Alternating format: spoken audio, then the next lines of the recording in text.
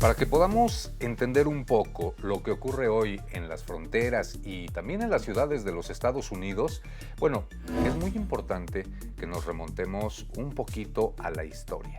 Y es que Estados Unidos, como parte de la OEA, la Organización de los Estados Americanos, pues tiene obligaciones y también tiene derechos. Estados Unidos está sujeto a obligaciones jurídicas internacionales que están fundamentadas en la Carta de los Derechos y Deberes del Hombre. Y es que esto significa que el Estado, en este caso Estados Unidos, tiene pues la obligación de garantizar los derechos humanos de todas las personas bajo su jurisdicción, sin que le importe su nacionalidad o su situación migratoria. Estamos hablando del derecho a la libertad personal, al debido proceso, también al acceso a la justicia y de manera crucial, sobre todo, el derecho a buscar y a recibir asilo. Sin embargo, la jurisprudencia y los informes del sistema interamericano, particularmente los análisis históricos de la Comisión Interamericana de los Derechos Humanos, revelan una brecha cada vez más profunda entre el estándar legal y la práctica operativa en el terreno. Es decir, una brecha muy grande entre lo que dice la Carta de la OEA y lo que hacen los Estados Unidos. Y es que desde mediados de la década de los 90, la respuesta de los Estados Unidos a los movimientos migratorios mixtos ha sido una respuesta de deportación y ha tenido una respuesta muy complicada para los migrantes. Intensificar la detención y deportación de migrantes en situación irregular. Este enfoque, que es conocido técnicamente como la securitización de las fronteras, es decir, lo que siempre ha dicho el presidente Trump, al menos en esta época de su segundo mandato, es mantener fronteras seguras, es lo que él quiere y lo que ha argumentado para poder aumentar incluso hasta los presupuestos del ICE o de la patrulla fronteriza. Bueno, esto polariza y prioriza el control militarizado y parcial por encima de las obligaciones humanitarias y está promoviendo la falsa y peligrosa narrativa de que la migración irregular constituye un delito penal cuando, en realidad, pues obviamente se trata de una falta estrictamente administrativa. En esto hemos insistido mucho. Ser migrante no es un delito, es una falta administrativa y en Estados Unidos se les está catalogando como delincuentes. He ahí la diferencia entre lo que dice la Carta de la OEA con lo que dice los Estados Unidos. Y es que, pues ahí es donde debemos fijar nuestra postura. ¿Por qué? Es inaceptable que se criminalice al ser humano que migra.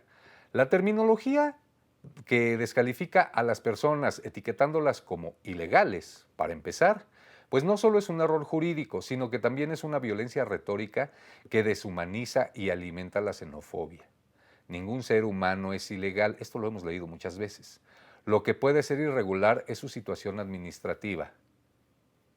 Garantizar más seguridad o militarizar las fronteras de forma automática y arbitraria no detiene la migración, y esto lo hemos visto, lo hemos estado viendo durante muchos meses. Y es que no lo hizo durante los picos históricos del año fiscal 2014, cuando la llegada de miles de familias y niños no acompañados de El Salvador, Guatemala, Honduras y México, por nombrar algunos países, pues saturó el Valle del Río Grande y no lo hará ahora ni con toda la tecnología ni con todos los elementos que han puesto, los elementos militares. Si no se abordan las causas de raíz, la pobreza estructural, la desigualdad de género y la violencia sistemática del crimen organizado en los países de origen, pues los muros y las cárceles solo obligarán a los migrantes a tomar rutas más peligrosas, como ya lo están haciendo, y clandestinas, incrementando entonces su vulnerabilidad ante las redes de trata y extorsión. La migración no se va a detener, señores, y no se va a detener con más muros, con más tecnología, con boyas flotantes o con alambre de púas. Se va a detener cuando en los países de origen se acaben las condiciones infrahumanas en las que vive la gente. Ahí es donde se va a detener la migración.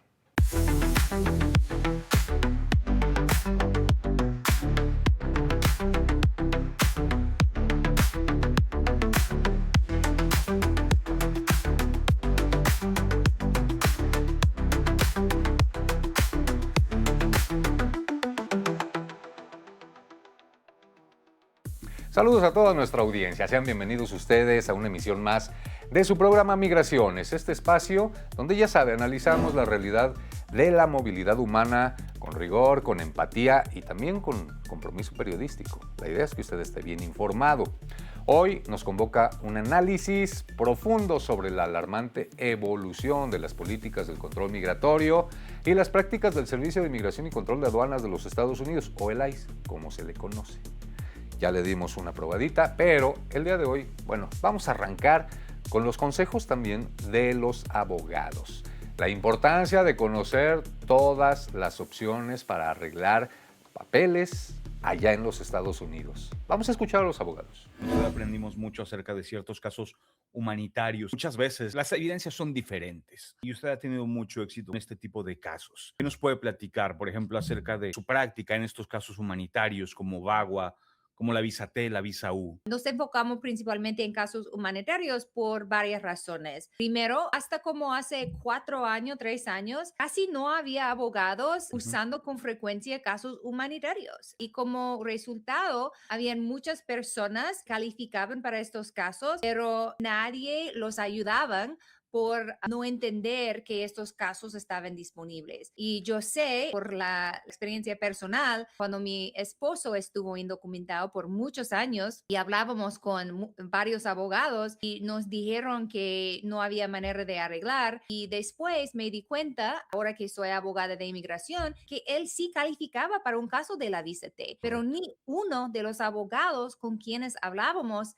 nos hizo una pregunta acerca de la visa T. Y pues eso era muy común en el momento que empecé esta firma. Empecé a enfocarme en esto para ayudar a la comunidad, para brindarles este caso tan poderoso que necesitaban. Pero también nos enfocamos en este caso porque esos casos son muy buenos, pueden ayudar a mucha gente, personas que no califiquen para otros tipos de casos, y ¿por qué no vamos a ofrecer una opción si alguien cumple los requisitos? Somos muy éticos en mi firma y somos muy orgullosos de los resultados que hemos tenido. Hemos arreglado miles de personas a través de estos casos. Los resultados hablan más fuerte que el chisme de personas que no saben. Cuando hablamos en mi firma de los resultados o de lo que es posible con estos casos, hablamos por la experiencia, hablamos porque hemos hecho esto, y eso es muy importante entender. Hemos tenido mucho éxito para nuestros clientes,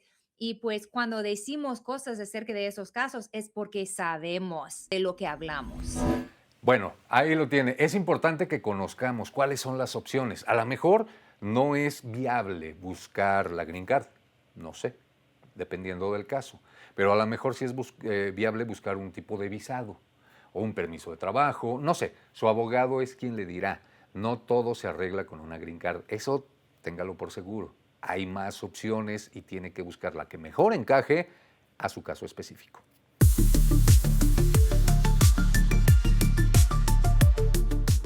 Bueno, pues vamos a avanzar en este análisis de datos alarmantes sobre los nuevos mecanismos de persecución. Ahí le va. Reportes recientes revelan cómo los agentes federales del ICE han sofisticado sus tácticas de rastreo. Ahora lo hacen mediante el uso de tecnología móvil. Y es que a través de solicitudes de registros públicos e investigaciones periodísticas se ha expuesto que las agencias de control migratorio están utilizando datos de geolocalización extraídos de aplicaciones comerciales de teléfonos inteligentes. Esto les permite rastrear los movimientos de comunidades enteras sin necesidades de órdenes judiciales tradicionales, violando entonces los derechos más elementales a la privacidad. Y es que esta estrategia tecnológica no opera en el vacío, no lo crea. Se apoya en una red de cooperación local. Datos actualizados al cierre de la última semana identifican con claridad a los 10 estados de la Unión Americana que más cooperan activamente con el ICE para detener, facilitar la deportación de migrantes. Bueno, Primero le voy a contar. Sí, hay 10 estados que son los que más están cooperando con ICE bajo estos acuerdos 287G, que les permite a los policías locales y estatales pues hacer funciones de migración. Pero eso no es lo preocupante. Ya sabíamos que existe ese acuerdo. Lo que nos preocupa ahora es que el ICE está utilizando lo que se llama y se conoce allá en los Estados Unidos como antenas de telefonía celular falsas. Ándele, están colocando este tipo de antenas en las que usted va circulando en la carretera, ¿no? Y como todo mundo trae su teléfono celular y todo mundo dependemos del internet. Bueno, pues el teléfono se conecta a esa antena. Y cuando se conecta a esa antena, ICE empieza a recopilar los datos. Ya sabe quién es, ya tiene sus fotos, ya tiene sus mensajes y entonces sabe dónde localizarlo. Así de sencillo. Esto está violando la privacidad de los datos de los migrantes y sobre todo de los ciudadanos norteamericanos. Oiga, esto me recuerda a lo que pasa en México. Para que no se nos olvide, le recuerdo un poco. En México, el último día de este mes es la fecha límite para que los ciudadanos registren su línea telefónica con su CURP. Va ligada la CURP a su línea telefónica. Millones de mexicanos no han querido registrar su línea telefónica y ellos argumentan que no le van a entregar sus datos personales a las autoridades. Bueno, en México está pasando esto. Millones están resistiendo de manera pacífica. En Estados Unidos están brincando esa línea. Están poniendo antenas falsas para identificar los celulares de quienes podrían ser migrantes y entonces están conociendo toda su información. Cuidado con eso. Están violando los derechos a la protección de datos personales. Pero si ya escuchábamos al inicio que Estados Unidos claramente está violando la Carta de los Derechos de la OEA, de la que es parte y firma, pues ¿qué se puede esperar de lo que pueda hacer al interior de su país? Esto realmente alarma y alarma mucho. Continuando con otros temas, el UCIS está suspendiendo algunos de sus procesos nuevos que había implementado gracias a la orden de un juez. El juez que dijo, ¿sabes qué? Tienes que reinstalar el asilo político. Y entonces dicen, oye, perdón, bueno, ya lo había quitado por órdenes del presidente, pues ahora hay que reinstalarlo. Cambio de procesos gracias a la Corte. Vamos a ver. Hoy, 12 de junio del 2026, USCIS confirmó que suspendió varias de las políticas por la orden judicial llamada Dorcas versus USCIS y que fue decidido por un juez federal de Rhode Island. ¿Qué es lo que esto significa? Y es que se anularon las políticas que permitían a USCIS detener o congelar solicitudes migratorias de personas provenientes de ciertos países. También se anuló la política que mantenía en pausa muchos casos de asilo. Se eliminó la práctica de volver a revisar beneficios ya aprobados simplemente por el país de origen del solicitante. El juez había dejado claro que estas políticas son ilegales y que USCIS debe dejar de aplicarlas de manera inmediata. Así que ya saben que esta decisión va a impactar en los casos de asilo, permiso de trabajo, residencia permanente, naturalización y otros beneficios migratorios que estaban siendo retrasados o congelados. Así que recuerda que esta es una de las decisiones migratorias más importantes que hemos tenido este año. Si tu caso estaba detenido o has recibido retrasos inexplicables, podría haber cambios muy pronto. Sigue esta cuenta porque estaré explicando quiénes se van a estar beneficiando y qué debes hacer ahora. Y recuerda que aquí en Migra Connections te ayudamos en la preparación de manera estratégica de tu caso migratorio para que lo presentes de manera exitosa ante USCIS. Así que, señores, son excelentes noticias. Y es que una cosa es lo que el presidente quiera. Otra cosa es lo que UCIS, el ICE o el propio Departamento de Seguridad Nacional quieran. Y otra cosa es lo que dice la Constitución. Y la Constitución es la carta magna de cualquier país. Es la que manda, es la que dice las cosas se hacen así aquí y se tiene que respetar. Por eso, estos cambios en UCIS.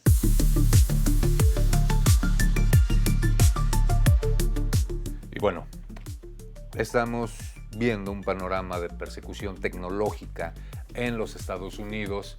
Y bueno, ahora surgen focos de resistencia institucional y memoria histórica. ¿Por qué le digo esto? Porque el condado de Los Ángeles está diciendo, a ver, hemos sido objeto de redadas muy fuertes, redadas que marcaron la historia de nuestro condado, de nuestra población, y eso jamás se va a borrar. Los Ángeles ha sido testigo de resistencia civil en varias ocasiones. La última en la década de los 80s, cuando los afroamericanos eran agredidos y eran atacados y se levantaron la voz, y levantaron la voz norteamericanos, y levantaron la voz gente de color de piel diferente. Bueno, ahora con el tema de las redadas, Los Ángeles dice, también va a quedar registrado en nuestra historia y no vamos a olvidar ese tema. Han dado un paso firme para asegurar que los horrores de las redadas masivas del ICE no sean borrados del imaginario colectivo. El liderazgo local ha impulsado iniciativas para conmemorar y visibilizar los abusos cometidos en operativos pasados, donde vecindarios enteros fueron sitiados, comercios fueron intervenidos y cientos de familias fueron fracturadas en cuestión de horas. Así se los llevaban. El objetivo de la metrópoli angelina es institucionalizar esa memoria para blindar sus políticas de ciudad santuario frente a futuras directrices federales de deportación en masa. Y es que el análisis de las redadas masivas nos obliga a contrastar estas acciones con los estándares internacionales de detención. El artículo 25 de la Declaración Americana establece de forma taxativa que toda persona privada de su libertad tiene derecho a recibir un trato humano y prohíbe explícitamente la detención por incumplimiento de obligaciones netamente civiles. Dado que la infracción migratoria es una falta civil e institucional y no un delito penal, pues la privación de la libertad debe ser siempre una medida estrictamente excepcional y de último recurso, cosa que se está llevando a cabo de manera contraria. Los operativos masivos del ICE violan flagrantemente el principio de evaluación individualizada, aplicando detenciones automáticas arbitrarias y prolongadas que no cumplen con los criterios de necesidad, racionalidad ni proporcionalidad que son exigidos por el derecho internacional. Pero volvemos a lo mismo. Estados Unidos siempre ha dicho, es mi país y hago lo que quiero. Bueno, vamos a hacer una suposición. Usted tiene un caso abierto, un caso migratorio en los Estados Unidos. Está esperando su cita o tiene su fecha para su cita y es detenido. Recomendación de los abogados, no firme nada, absolutamente. Mucho menos un hoja en blanco porque así se las gastan.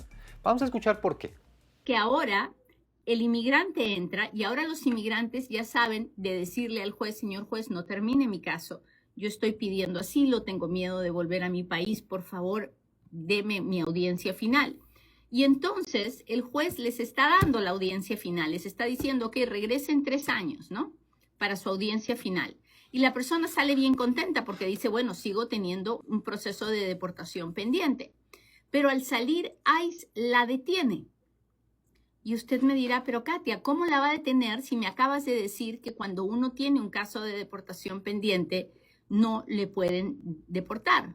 Bueno, lo que está pasando es que esta gente desgraciada los está deteniendo y les está diciendo, ahora vas a llevar tu caso de corte desde la detención si es que no firmas la salida voluntaria. Tienes 2 opciones, quedarte detenido aquí todos los años que tenga que ser para que veas al juez, o firmas la salida voluntaria y te vas voluntariamente. Lo que quiero decirle a todas estas personas es que no deben firmar ninguna salida voluntaria. Tienen que buscar un abogado rápidamente. El abogado tiene que ir a la Corte Federal, decirle al juez lo que acaba de pasar para que el juez ordene la liberación de esa persona. El abogado también, Si es que por algún motivo la persona no sale de la detención, que tendría que salir porque tiene un proceso de deportación pendiente y no le pueden deportar mientras tenga un proceso de deportación pendiente. Pero si es que por cualquier cosa, por todos los abusos que están pasando ahora, la persona no saldría de la detención, entonces no es cierto que tendría que esperar ni 2 ni 3 años, porque hay un calendario especial para las personas que están detenidas y el juez los ve mucho más rápido que a una persona que no está detenida. Entonces, si usted tiene una cita de corte, pero usted no está detenido, su cita puede ser en 3 o 4 o 5 años. Pero si usted está detenido, su cita va a ser en 1, 2 o 3 meses. Así que uno tiene que luchar su caso hasta el final. Uno no puede dejarse llevar por lo que el oficial de ICE le diga. ¿Ok? Siempre es preferible mantener silencio. No responder preguntas, porque como lo dicen las películas, cualquier cosa que diga puede ser utilizado en su contra, y mucho menos firmar. Firmo y entonces mi caso que ya tenía pendiente, pues se cae. Bueno, ya para terminar, el presidente Donald Trump lanza otra vez, mensajes en contra de la migración irregular. Ahora la llama migración del tercer mundo. ¿Usted de cuál mundo es? Yo solamente conozco uno, pero bueno, le cuento.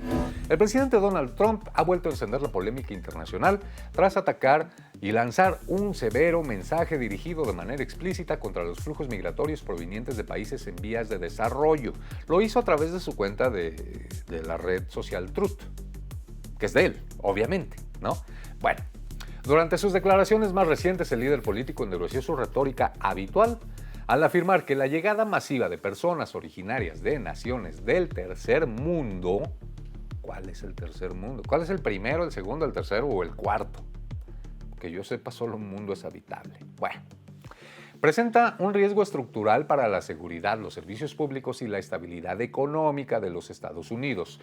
Trump insistió en la urgencia de clausurar los vacíos legales en la frontera sur y reactivar de inmediato los programas de expulsión a gran escala, como por ejemplo clausurar o terminar otra vez con el asilo político, que ya la Corte le dijo que no, pero él insiste en que sí, que este es un vacío legal.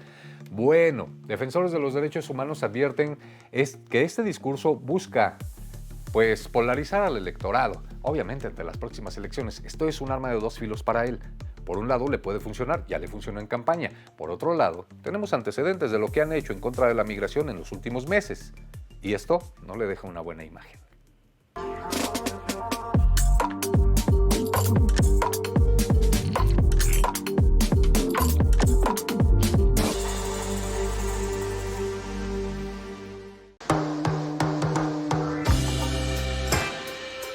De diferentes nacionalidades de nuestro continente, han salido grandes jugadores que han triunfado en las grandes ligas.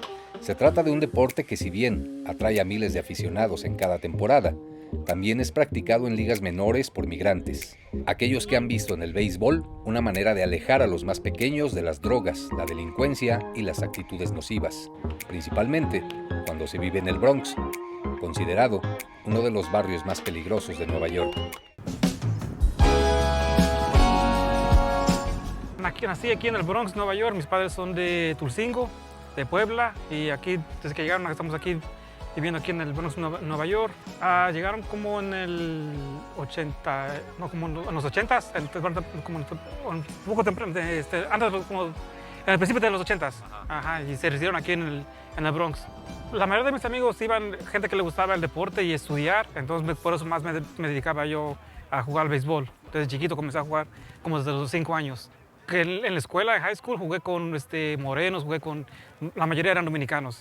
Ajá, en high school era casi era un mexicano solamente yo, los demás eran dominicanos. Mi tío Miguel, que en paz descanse, se hizo el equipo Tulcingo, y desde que inició la liga comenzaron a jugar en la liga. Estamos hablando como desde que iniciaron aquí, como antes de los 80s, y tuvieron el equipo Tulcingo, y por mucho tiempo, hasta ahora, el equipo Tulcingo todavía existe en la liga. Es creo el equipo más viejo que está en la liga de Cuauhtémoc. Migrantes, no migrantes, ciudadanos, no ciudadanos tienen derechos. ¿Los conoce? Escuche un poco. Las redadas están sucediendo en todos los Estados Unidos. No hay ningún estado que no haya sido víctima de las redadas de ICE. ¿Cuáles son los derechos que tiene un inmigrante que nunca ha sido deportado? Un inmigrante que está indocumentado, ya sea porque vino indocumentado o porque se quedó indocumentado después de haber entrado con una visa, tiene derecho a un proceso de deportación siempre y cuando haya estado en los Estados Unidos más de 2 años. Así que si usted está en los Estados Unidos más de 2 años y se encuentra con ICE por cualquier razón, en cualquier lugar, ICE no le puede deportar automáticamente ni le puede obligar a firmar nada. ICE tiene que ponerlo en proceso de deportación siempre y cuando usted le diga, quiero ver a un juez, quiero ver a un juez, quiero ver a un juez. Eso es lo primero que usted tiene que saber. Tengo derecho, soy yo. Ahí lo tiene. Siempre hay que conocer los derechos que tenemos como migrante, como visitante, como turista, como ciudadano, porque esto nos va a salvar incluso de malos ratos. Con esto vamos a dar por terminado el programa Migraciones de este día. Yo soy Ernesto Méndez Jaramillo y como siempre, le voy a pedir que nunca, pero nunca se olvide que todos, de alguna u otra manera, somos migrantes. Nos vemos la próxima.